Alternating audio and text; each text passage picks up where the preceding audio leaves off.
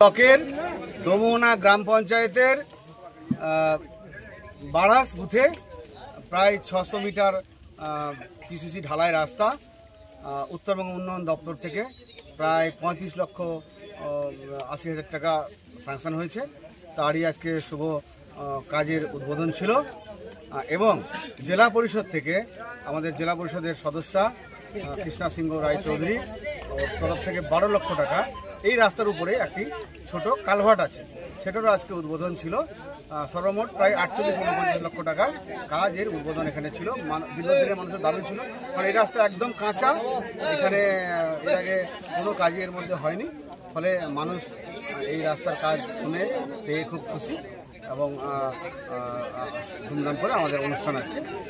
কত লোক? এই রাস্তায় মোটামুটি প্রায় 1010 লোক যাতায়াত করে বিভিন্ন গ্রাম থেকে। একটা লক্ষ্মীর ভান্ডার দিতে পারবে না, কিছু দিতে পারবে না, যা করবো তৃণমূল কংগ্রেস থেকে মমতা বন্দ্যোপাধ্যায়ের নেতৃত্বেই হবে। ফলে মানুষ সিদ্ধান্ত নিচ্ছে আগামী 26-এর নির্বাচন তৃণমূলের জন্য রেডি থাকবে।